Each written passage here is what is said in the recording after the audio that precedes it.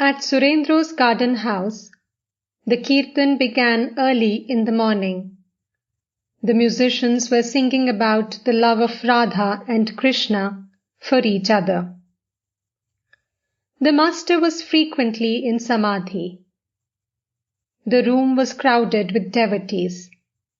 Among them, Bhavanath, Niranjan, Rakhal, Surendra, Ram, and M, and many members of the Brahmo Samaj. In accordance with the custom, the kirtan had begun with an introductory song about Gauranga. Gauranga embraces monastic life. He is being consumed with longing for a vision of Krishna. He leaves Navadvip and goes away as a wandering monk to seek out his beloved. His devotees, unable to bear the pangs of separation, weep bitterly and beg Gauranga to return. The musician sang, "O Gaur, come back to Nadia." Next, the musician sang about the anguish of Radha at her separation from Krishna. When Sri Ramakrishna heard the song, he suddenly stood up. Assuming the mood of Radha, he sang in a voice laden with sorrow, improvising the words. "O friend, either bring my beloved Krishna here or take me to him." Thus singing, he completely lost himself in Radha and could not continue the song. He became speechless, his body motionless, his eyes half closed, his mind totally unconscious of the outer world. He was in deep samadhi. After a long time, he regained normal consciousness and said in the same heart-rending voice, "O friend, take me to my beloved Krishna and make me your bond slave. I shall be your handmaid forever.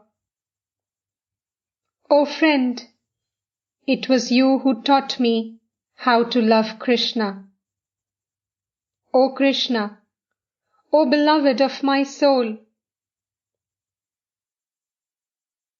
The professional musicians continued their song. They took the part of Radha and sang as if she were talking to her friend. "O friend, I shall not go again to the Jamuna to draw water. Once I beheld my beloved friend under the Kadamba tree. Whenever I pass it, I am overwhelmed." The master again became abstracted.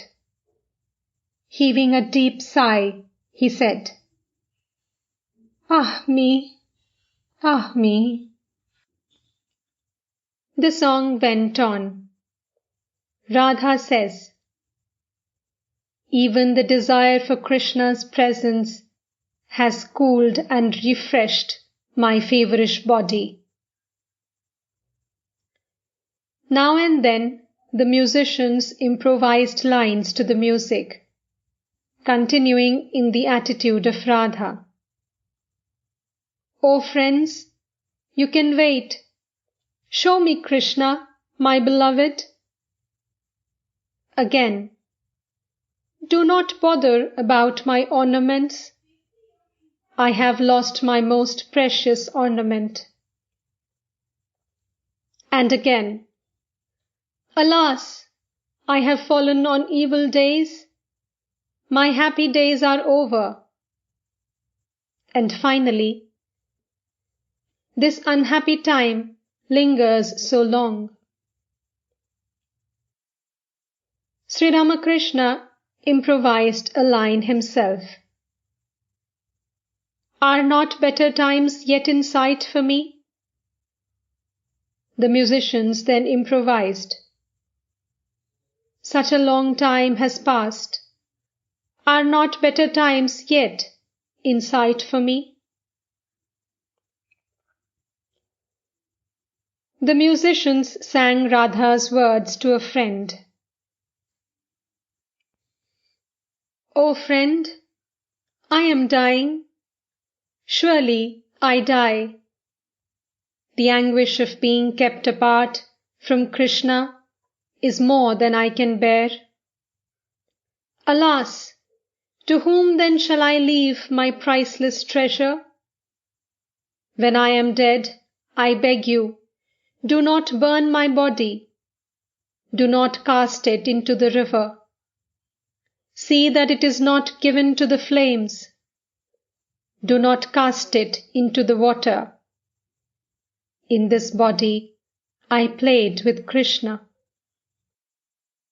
Bind my lifeless form, I beg you, to the black tamala's branches.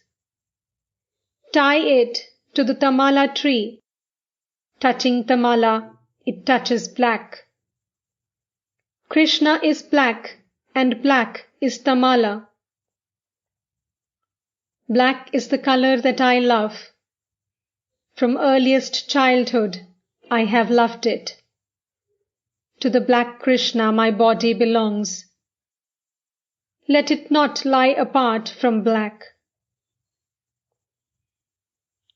Footnote: my priceless treasure. Krishna. Footnote ends. Radha reaches her last extremity. She faints away. Radha has fallen to the ground. She lies there lost to the outward sense, repeating her precious Krishna's name, and straightway closes both her eyes. Ah, has the drama reached its end? What ails you, O delight of Krishna? Only a moment ago you spoke. Her friends, anointing Radha's form with cool and soothing sandal paste, attempt to bring her back to earth. Some of them weep in bitter grief. They cannot bear to see her die. Some sprinkle water on her face.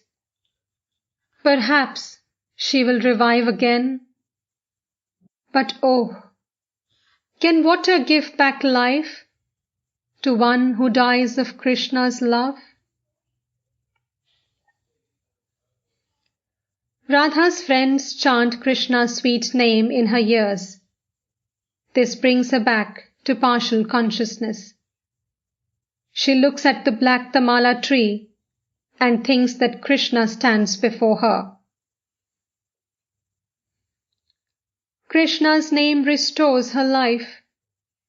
Once more her two eyes gaze around, but Krishna's face she cannot see.